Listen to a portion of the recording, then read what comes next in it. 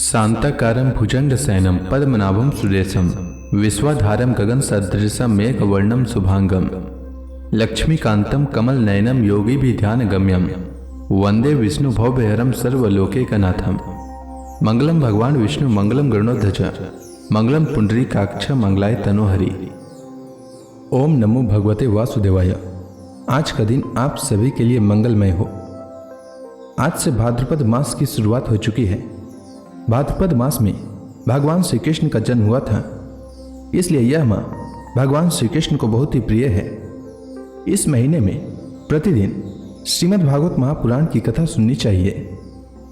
इससे सभी प्रकार के पापों का नाश होता है और घर में सुख समृद्धि आती है, साथ ही मोक्ष की प्राप्ति होती है। आज से आप प्रतिदिन मेरे चैनल पर श्रीमद् भागवत महापुराण की कथा सुन सकते हैं। आज की कथा में श्री सुखदेव जी आगे कहते हैं, परीक्षित, बरसात के 4 महीने बीत गए, परंतु अनिरुद्ध जी का कहीं पता न चला। उनके घर के लोग इस घटना से बहुत ही शोकाकुल हो रहे थे। एक दिन नारद जी ने आकर अनिरुद्ध का शोणितपुर जाना, वहां बाणासुर के सैनिकों को हराना और फिर नागपास में बांधा जाना, यह सारा समाचार सुनाया। तब श्री कृष्ण को ही अपना आराध्य देव मानने वाले यदुवंशियों ने शोणितपुर पर चढ़ाई कर दी। अब श्री कृष्ण और बलराम जी के साथ उनके अनुयायी सभी यदुवंशी प्रद्युम्न, सात्यकी, गद, सांब, सारण, नंद, उपनंद और भद्र आदि ने 12 अक्षौहिणी सेना के साथ व्यूह बनाकर चारों ओर से बाणासुर की राजधानी को घेर लिया। जब बाणासुर ने देखा कि यदुवंशियों की सेना नगर के उद्यान, परकोटों और सिंह द्वारों को तोड़ फोड़ रही है, तब उसे बड़ा क्रोध आया और वह भी 12 अक्षौहिणी सेना लेकर नगर से निकल पड़ा। बाणासुर की ओर से साक्षात भगवान शंकर वृषभराज नंदी पर सवार होकर अपने पुत्र कार्तिकेय और गणों के साथ रणभूमि में पधारे और उन्होंने भगवान श्री कृष्ण तथा बलराम जी से युद्ध किया। परीक्षित, वह युद्ध इतना अद्भुत और घमासान हुआ कि उसे देखकर रोंगटे खड़े हो जाते थे। भगवान श्री कृष्ण से शंकर जी का और प्रद्युम्न से स्वामी कार्तिकेय का युद्ध हुआ। बलराम जी से कुंभांड और कुंभकर्ण का युद्ध हुआ। बाणासुर के पुत्र के साथ सांब और स्वयं बाणासुर के साथ सात्यकी भिड़ गए। ब्रह्मा आदि बड़े बड़े देवता, ऋषि मुनि, सिद्धचारण, गंधर्व, अप्सराएं और यक्ष विमानों पर चढ़ चढ़कर युद्ध देखने के लिए आ पहुंचे। भगवान श्री कृष्ण ने अपने सारंग धनुष के तीखी नोक वाले बाणों से शंकर जी के अनुचरों भूत, प्रेत, प्रमथ, कुयक, डाकिनी, यातुधान, विताल, विनायक, प्रेतगण, मातृगण, पिशाच, कुष्मांड और ब्रह्म राक्षसों को मार मार कर खदेड़ दिया। पिनाक पाणी शंकर जी ने भगवान श्री कृष्ण पर भांति भांति के अगणित अस्त्र शस्त्रों का प्रयोग किया, परंतु भगवान श्री कृष्ण ने बिना किसी प्रकार के विस्मय के उन्हें विरोधी शस्त्रास्त्रों से शांत कर दिया। भगवान श्री कृष्ण ने ब्रह्मास्त्र की शांति के लिए ब्रह्मास्त्र का, वायव्यास्त्र के लिए पर्वतास्त्र का, आग्नेयास्त्र के लिए पर्जन्यास्त्र का और पशुपतास्त्र के लिए नारायणास्त्र का प्रयोग किया। इसके बाद भगवान श्री कृष्ण ने जिह्मनास्त्र से महादेव जी को मोहित कर दिया। वे युद्ध से विरक्त होकर जंभाई लेने लगे। तब भगवान श्री कृष्ण ने शंकर जी से छुट्टी पाकर तलवार, गदा और बाणों से बाणासुर की सेना का संहार करने लगे। इधर प्रद्युम्न ने बाणों की बौछार से स्वामी कार्तिकेय को घायल कर दिया। उनके अंग अंग से रक्त की धारा बह चली। वे रणभूमि छोड़कर अपने वाहन मयूर द्वारा भाग निकले। बलराम जी ने अपने मुसल की चोट से कुंभांड और कुंभकर्ण को घायल कर दिया। वे रणभूमि में गिर पड़े। इस प्रकार अपने सेनापतियों को हताहत देखकर बाणासुर की सारी सेना तितर बितर हो गई। जब रथ पर सवार बाणासुर ने देखा कि श्री कृष्ण आदि के प्रहार से हमारी सेना तितर बितर और तहस नहस हो रही है, तब उसे बड़ा क्रोध आया। उसने चिढ़कर सात्यकी को छोड़ दिया और वह भगवान श्री कृष्ण पर आक्रमण करने के लिए दौड़ पड़ा। परीक्षित, रणोन्मत्त बाणासुर ने अपने 1000 हाथों से एक साथ ही 500 धनुष खींचकर एक एक पर 2-2 बाण चढ़ाए, परंतु भगवान श्री कृष्ण ने एक साथ ही उसके सारे धनुष काट डाले और सारथी, रथ तथा घोड़ों को भी धराशायी कर दिया। एवं शंख ध्वनि की कोटरा नाम की एक देवी बाणासुर की धर्म माता थी। वह अपने उपासक पुत्र के प्राणों की रक्षा के लिए बाल बिखेर कर नंग धड़ंग भगवान श्री कृष्ण के सामने आ खड़ी हो गई। भगवान श्री कृष्ण ने इसलिए कि कहीं उस पर दृष्टि न पड़ जाए अपना मुंह फेर लिया और वे दूसरी ओर देखने लगे। तब तक बाणासुर धनुष कट जाने और रथहीन हो जाने के कारण अपने नगर में चला गया। इधर जब भगवान शंकर के भूतगण इधर उधर भाग गए तब उनका छोड़ा हुआ 3 सिर और 3 पैर वाला ज्वर 10 दिशाओं को जलाता हुआ सा भगवान श्री कृष्ण की ओर दौड़ा। भगवान श्री कृष्ण ने उसे अपनी ओर आते देखकर उसका मुकाबला करने के लिए अपना ज्वर छोड़ा। अब वैष्णव और माहेश्वर दोनों ज्वर आपस में लड़ने लगे। अंत में वैष्णव ज्वर के तेज से माहेश्वर ज्वर पीड़ित होकर चिल्लाने लगा और अत्यंत भयभीत हो गया। जब उसे अन्यत्र कहीं त्राण न मिला तब वह अत्यंत नम्रता से हाथ जोड़कर शरण में लेने के लिए भगवान श्री कृष्ण से प्रार्थना करने लगा। ज्वर ने कहा, प्रभु आपकी शक्ति अनंत है, आप ब्रह्मादि ईश्वरों के भी परम महेश्वर हैं, आप सबके आत्मा और सर्वस्वरूप हैं, आप अद्वितीय और केवल ज्ञान स्वरूप हैं। संसार की उत्पत्ति, स्थिति और संहार के कारण आप ही हैं। श्रुतियों के द्वारा आपका ही वर्णन और अनुमान किया जाता है। आप समस्त विकारों से रहित स्वयं ब्रह्म हैं। मैं आपको प्रणाम करता हूँ। काल, देव, कर्म, जीव, स्वभाव, सूक्ष्मभूत, शरीर, सूत्रात्मा, प्राण, अहंकार, 11 इंद्रियां और पंचभूत, इन सब का संघात लिंग शरीर और बीजांकुर न्याय के अनुसार उससे कर्म और कर्म से फिर लिंग शरीर की उत्पत्ति, यह सब आपकी माया है। आप माया के निषेध की परम अवधि हैं। मैं आपकी शरण ग्रहण करता हूँ। प्रभु आप अपनी लीला से ही अनेकों रूप धारण कर लेते हैं और देवता, साधु तथा लोक मर्यादाओं का पालन पोषण करते हैं। साथ ही उन्मार्गगामी और हिंसक असुरों का संहार भी करते हैं। आपका यह अवतार पृथ्वी का भार उतारने के लिए ही हुआ है। प्रभु आपके शांत, उग्र और अत्यंत भयानक दुस्सह तेज ज्वर से मैं अत्यंत संतप्त हो रहा हूँ। भगवान देहधारी जीवों को तभी तक ताप संताप रहता है जब तक वे आशा के फंदों में फंसे रहने के कारण आपके चरण कमलों की शरण नहीं ग्रहण करते। भगवान श्री कृष्ण ने कहा, त्रिशिरा मैं तुम पर प्रसन्न हूं। अब तुम मेरे ज्वर से निर्भय हो जाओ। संसार में जो कोई हम दोनों के संवाद का स्मरण करेगा उसे तुमसे कोई भय न रहेगा। भगवान श्री कृष्ण के इस प्रकार कहने पर माहेश्वर ज्वर उन्हें प्रणाम करके चला गया। तब तक बाणासुर रथ पर सवार होकर भगवान श्री कृष्ण से युद्ध करने के लिए फिर आ पहुंचा। परीक्षित, बाणासुर ने अपने 1000 हाथों में तरह तरह के हथियार ले रखे थे। अब वह अत्यंत क्रोध में भरकर चक्रपाणी भगवान पर बाणों की वर्षा करने लगा।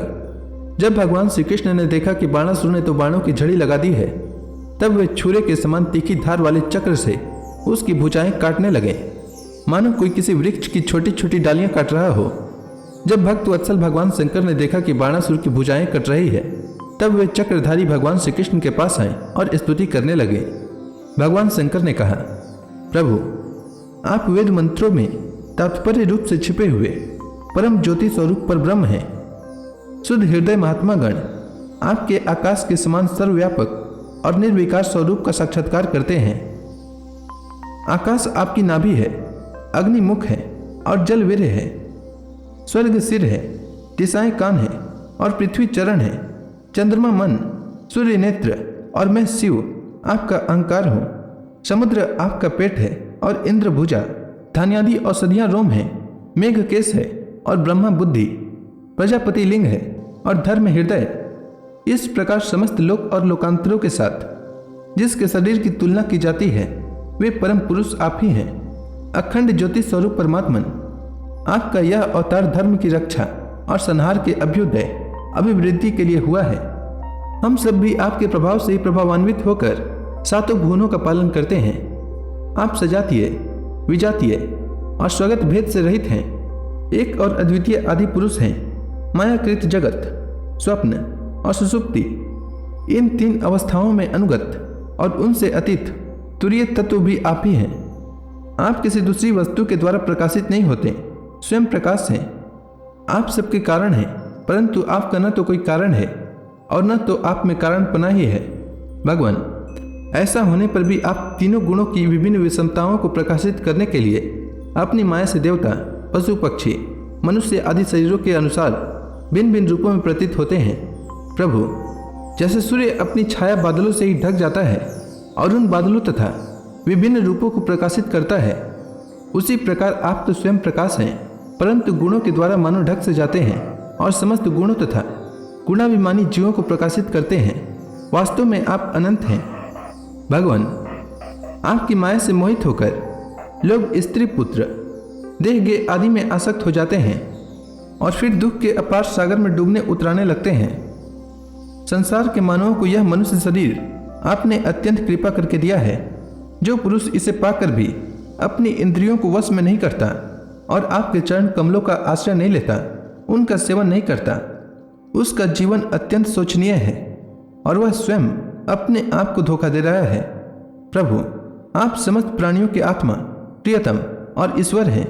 जो मृत्यु का ग्रास मनुष्य आपको छोड़ देता है और अनात्मा, दुख रूप एवं तुच्छ विषयों में सुख बुद्धि करके उनके पीछे भटकता है, वह इतना मूर्ख है कि अमृत को छोड़कर विष पी रहा है।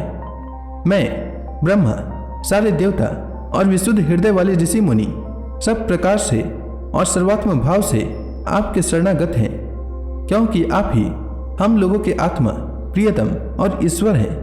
आप जगत की उत्पत्ति, स्थिति और प्रलय के कारण हैं। आप सब में सम, परम शांत, सबके सुहृद, आत्मा और इष्ट देव हैं। आप एक, अद्वितीय और जगत के आधार तथा अधिष्ठान हैं। हे प्रभु, हम सब संसार से मुक्त होने के लिए आपका भजन करते हैं। देव, यह बाणासुर मेरा परम प्रिय, कृपा पात्र और सेवक है। मैंने इसे अभय दान दिया है। प्रभु, जिस प्रकार इसके परदाता दैत्यराज प्रहलाद पर आपका कृपा प्रसाद है, वैसा ही कृपा प्रसाद आप इस पर भी करें। भगवान श्री कृष्ण ने कहा, भगवान, आपकी बात मानकर जैसा आप चाहते हैं मैं इसे निर्भय किए देता हूँ। आपने पहले इसके संबंध में जैसा निश्चय किया था, मैंने इसकी भुजाएं काटकर उसी का अनुमोदन किया है। मैं जानता हूँ कि बाणासुर दैत्यराज बलि का पुत्र है, इसलिए मैं भी इसका वध नहीं कर सकता, क्योंकि मैंने प्रहलाद को वर दे दिया है कि मैं तुम्हारे वंश में पैदा होने वाले किसी भी दैत्य का वध नहीं करूंगा। इसका घमंड चूर करने के लिए ही मैंने इसकी भुजाएं काट दी है। इसकी बहुत बड़ी सेना पृथ्वी के लिए भार हो रही है, इसलिए मैंने उनका संहार कर दिया है। अब इसकी 4 भुजाएं बच रही है, ये अजर अमर बनी रहेंगी। यह बाणासुर आपके पार्षदों में मुख्य होगा। अब इसको किसी से किसी प्रकार का भय नहीं है। श्री कृष्ण से इस प्रकार अभयदान प्राप्त करके बाणासुर ने उनके पास आकर धरती में माथा टेका, प्रणाम किया और अनिरुद्ध जी को अपनी पुत्री उषा के साथ रथ पर बैठाकर भगवान के पास ले आया। इसके बाद भगवान श्री कृष्ण ने महादेव जी की सम्मति से वस्त्रालंकार विभूषित उषा और अनिरुद्ध जी को एक अक्षौहिणी सेना के साथ आगे करके द्वारका के लिए प्रस्थान किया। इधर द्वारका में भगवान श्री कृष्ण आदि के शुभागमन का समाचार सुनकर झंडियों और तोरणों से नगर का कोना कोना सजा दिया गया। बड़ी बड़ी सड़कों और चौराहों को चंदन मिश्रित जल से सिंच दिया गया। नगर के नागरिकों, बंधु बांधवों और ब्राह्मणों ने आगे आकर खूब धूमधाम से भगवान का स्वागत किया। उस समय शंख, नगारों और ढोलों की तुमुल ध्वनि हो रही थी। इस प्रकार भगवान श्री कृष्ण ने अपनी राजधानी में प्रवेश किया। परीक्षित, जो पुरुष श्री शंकर जी के साथ भगवान श्री कृष्ण का युद्ध और उनकी विजय की कथा प्रातः काल उठकर स्मरण करता है, उसकी पराजय नहीं होती। श्री सुखदेव जी आगे कहते हैं, प्रिय परीक्षित, एक दिन सांब, प्रद्युम्न, चारुभानु और गद आदि यदुवंशी राजकुमार घूमने के लिए उपवन में गए। वहां बहुत देर तक खेल खेलते हुए उन्हें प्यास लगाई। अब वे इधर उधर जल की खोज करने लगे। वे एक कुएं के पास गए। उसमें जल तो था नहीं, एक बड़ा विचित्र जीव दिख पड़ा। वह जीव पर्वत के समान आकार का एक गिरगिट था। उसे देखकर उनके आश्चर्य की सीमा न रही। उनका हृदय करुणा से भर आया और वे उसे बाहर निकालने का प्रयत्न करने लगे। परंतु जब वे राजकुमार उस गिरे हुए गिरगिट को चमड़े और सूत की रस्सियों से बांधकर बाहर न निकाल सके, तब कुतूहलवश उन्होंने यह आश्चर्यमय वृत्तांत भगवान श्री कृष्ण के पास जाकर निवेदन किया। जगत के जीवनदाता कमल नयन भगवान श्री कृष्ण उस कुएं पर आए। उसे देखकर उन्होंने बाएं हाथ से खेल खेल में अनायास ही उसको बाहर निकाल लिया। भगवान श्री कृष्ण के कर कमलों का स्पर्श होते ही उसका गिरगिट रूप जाता रहा और वह एक स्वर्गीय देवता के रूप में परिणत हो गया। अब उसके शरीर का रंग तपाए हुए सोने के समान चमक रहा था और उसके शरीर पर अद्भुत वस्त्र, आभूषण और पुष्पों के हार शोभा पा रहे थे। यद्यपि भगवान श्री कृष्ण जानते थे कि इस दिव्य पुरुष को गिरगिट योनि क्यों मिली थी, फिर भी वह कारण सर्वसाधारण को मालूम हो जाए, इसलिए उन्होंने उस दिव्य पुरुष से पूछा, महाभाग, तुम्हारा रूप तो बहुत ही सुंदर है, तुम हो कौन? मैं तो ऐसा समझता हूं कि तुम अवश्य कोई श्रेष्ठ देवता हो। कल्याण मूर्ते, किस कर्म के फल से तुम्हें इस योनि में आना पड़ा था? वास्तव में तुम इसके योग्य नहीं हो। हम लोग तुम्हारा वृत्तांत जानना चाहते हैं। यदि तुम हम लोगों को वह बतलाना उचित समझो तो अपना परिचय अवश्य दो। श्री सुखदेव जी कहते हैं, परीक्षित, जब अनंत मूर्ति भगवान श्री कृष्ण ने राजा नृग से इस प्रकार पूछा, तब उन्होंने अपना सूर्य के समान जाज्वल्यमान मुकुट झुकाकर भगवान को प्रणाम किया और वे इस प्रकार कहने लगे। राजा नृग ने कहा, प्रभु, मैं महाराज इक्ष्वाकु का पुत्र राजा नृग हूं। जब कभी किसी ने आपके सामने दानियों की गिनती की होगी, तब उसमें मेरा नाम भी अवश्य ही आपके कानों में पड़ा होगा।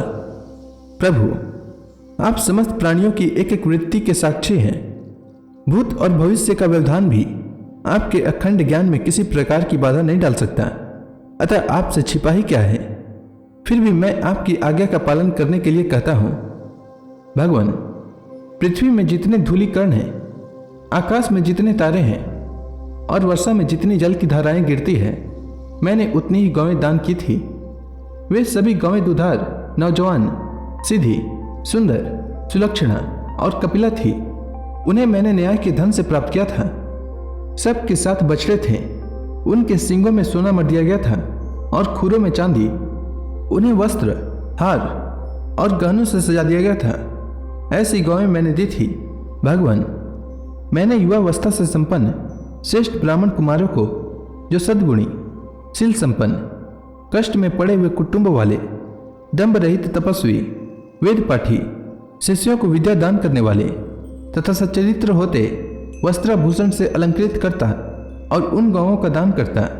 इस प्रकार मैंने बहुत सी गौएं, पृथ्वी, सोना, घर, घोड़े, हाथी, दासियों के सहित कन्याएं, तिलों के पर्वत, चांदी, शया, वस्त्र, रत्न, गृह सामग्री और रथ आदि दान किए। अनेकों यज्ञ किए और बहुत से कुएं, बावली आदि बनवाए। एक दिन किसी अप्रतिग्रही तपस्वी ब्राह्मण की एक गाय बिछुड़कर मेरी गौ में आ मिली। मुझे इस बात का बिल्कुल पता न था, इसलिए मैंने अनजान में उसे किसी दूसरे ब्राह्मण को दान कर दिया। जब उस गाय को वे ब्राह्मण ले चले, तब उस गाय के असली स्वामी ने कहा, यह गौ मेरी है।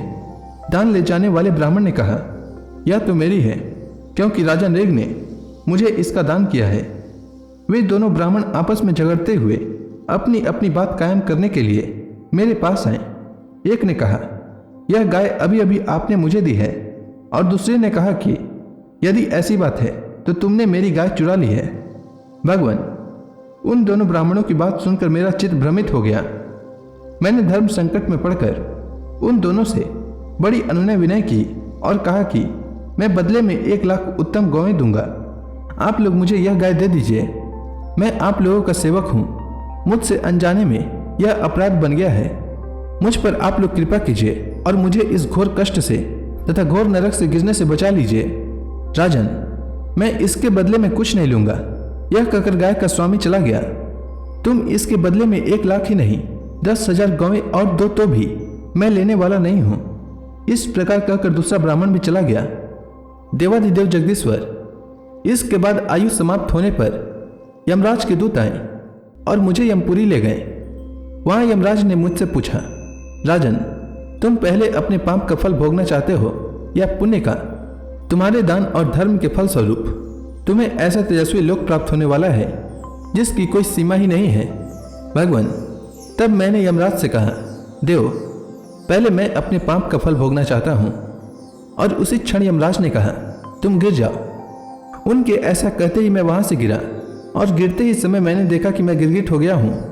प्रभु, मैं ब्राह्मणों का सेवक, उदार, दानी और आपका भक्त था। मुझे इस बात की उत्कट अभिलाषा थी कि किसी प्रकार आपके दर्शन हो जाएं। इस प्रकार आपकी कृपा से मेरे पूर्व जन्मों की स्मृति नष्ट हो गई। भगवान, आप परमात्मा हैं, बड़े बड़े शुद्ध हृदय योगेश्वर उपनिषदों की दृष्टि से अपने हृदय में आपका ध्यान करते रहते हैं। इंद्रियातीत परमात्मन, साक्षात आप मेरे नेत्रों के सामने कैसे आ गए? क्योंकि मैं तो अनेक प्रकार के व्यसनों, दुखद कर्मों से फंसकर अंधा हो रहा था। आपका दर्शन तो तब होता है जब संसार के चक्कर से छुटकारा मिलने का समय आता है। देवताओं के भी आराध्य देव पुरुषोत्तम गोविंद, आप ही व्यक्त और अव्यक्त जगत तथा जीवों के स्वामी हैं। अविनाशी अच्युत, आपकी कीर्ति पवित्र है। अंतर्यामी नारायण, आप ही समस्त वृत्तियों और इंद्रियों के स्वामी हैं। प्रभु श्री कृष्ण, मैं अब देवताओं के लोकों में जा रहा हूँ। आप मुझे आज्ञा दीजिए। आप ऐसी कृपा कीजिए कि मैं चाहे कहीं भी क्यों न रहूं, मेरा चित्त सदा आपके चरण कमलों में ही लगा रहे। आप समस्त कार्यों और कारणों के रूप में विद्यमान हैं। आपकी शक्ति अनंत है और आप स्वयं ब्रह्म हैं। आपको मैं नमस्कार करता हूँ। सच्चिदानंद स्वरूप सर्वांतर्यामी वासुदेव श्री कृष्ण, आप समस्त योगों के स्वामी योगेश्वर हैं। मैं आपको बार बार नमस्कार करता हूँ। राजा नृग ने इस प्रकार कहकर भगवान की परिक्रमा की और अपनी मुकुट से उनके चरणों का स्पर्श करके प्रणाम किया। फिर उनसे आज्ञा लेकर सबके देखते देखते ही वे श्रेष्ठ विमान पर सवार हो गए। राजा नृग के चले जाने पर ब्राह्मणों के परम प्रेमी, धर्म के आधार देवकी नंदन भगवान श्री कृष्ण ने क्षत्रियों को शिक्षा देने के लिए वहां उपस्थित अपने कुटुंब के लोगों से कहा, जो लोग अग्नि के समान तेजस्वी हैं, वे भी ब्राह्मणों का थोड़े से थोड़ा धन हड़प कर नहीं पचा सकते। फिर जो अभिमानवश झूठ-मूठ अपने को लोगों का स्वामी समझते हैं, वे राजा तो क्या ही पचा सकते हैं। मैं हलाहल विष को विष नहीं मानता, क्योंकि उसकी चिकित्सा होती है। वस्तुतः ब्राह्मणों का धन ही परम विष है। उसको पचा लेने के लिए पृथ्वी में कोई औषध, कोई उपाय नहीं है। हलाहल विष केवल खाने वाले का ही प्राण लेता है और आग भी जल के द्वारा बुझाई जा सकती है, परंतु ब्राह्मण के धन रूप अग्नि से जो आग पैदा होती है, वह सारे कुल को समूल जला डालती है। ब्राह्मण का धन यदि उसकी पूरी सम्मति लिए बिना भोगा जाए, तब तो वह भोगने वाले, उसके लड़के और पुत्र, इन 3 पीढ़ियों को ही चौपट करता है। परंतु यदि बलपूर्वक हट करके उसका उपभोग किया जाए, तब तो पूर्व पुरुषों की 10 पीढ़ियां और आगे की भी 10 पीढ़ियां नष्ट हो जाती है। जो मूर्ख राजा अपनी राजलक्ष्मी के घमंड से अंधे होकर ब्राह्मणों का धन हड़पना चाहते हैं, समझना चाहिए कि वे जानबूझकर नरक में जाने का रास्ता साफ कर रहे हैं। वे देखते नहीं कि उन्हें अधः पतन के कैसे गहरे गड्ढे में गिरना पड़ेगा। जिन उदार हृदय और बहुकुटुंबी ब्राह्मणों की वृत्ति छीन ली जाती है, उनके रोने पर उनके आंसू की बूंदों से धरती के जितने धूलिकण भीगते हैं, उतने वर्षों तक ब्राह्मणों के स्वत्व को छीनने वाले उस उच्छृंखल राजा और उसके वंशजों को कुंभी पाक नरक में दुख भोगना पड़ता है। जो मनुष्य अपनी या दूसरों की दी हुई ब्राह्मणों की वृत्ति उनकी जीविका के साधन छीन लेते हैं, वे 60,000 वर्ष तक विष्ठा के कीड़े होते हैं। इसलिए मैं तो यही चाहता हूँ कि ब्राह्मणों का धन कभी भूल से भी मेरे कोष में न आए, क्योंकि जो लोग ब्राह्मणों के धन की इच्छा भी करते हैं, उसे छीनने की बात तो अलग रही, वे इस जन्म में अल्पायु, शत्रुओं से पराजित और राज्य भ्रष्ट हो जाते हैं और मृत्यु के बाद भी वे दूसरों को कष्ट देने वाले सांप ही होते हैं। इसलिए मेरे आत्मियों, जिस प्रकार मैं बड़ी सावधानी से तीनों समय ब्राह्मणों को प्रणाम करता हूँ, वैसे ही तुम लोग भी किया करो। जो भी मेरे इस आज्ञा का उल्लंघन करेगा, उसे मैं क्षमा नहीं करूँगा, उसे मैं दंड दूंगा। यदि ब्राह्मण के धन का अपहरण हो जाए, तो वह अपहरित धन उस अपहरण करने वाले को अधः पतन के गड्ढे में डाल देता है। जैसे ब्राह्मण की गाय ने अनजाने में उसे लेने वाले राजा नृग को नरक में डाल दिया था। परीक्षित, समस्त लोगों को पवित्र करने वाले भगवान श्री कृष्ण द्वारका वासियों को इस प्रकार उपदेश देकर अपने महल में चले गए। तो इसी के साथ यह अध्याय समाप्त हुआ। इसके आगे की कथा मैं कल के अध्याय में सुनाऊंगा। तब तक के लिए भगवान हरि का नाम लेते रहें। तो प्रेम से बोलिए भगवान विष्णु की जय, श्री कृष्ण भगवान की जय, समस्त देवी देवताओं की जय।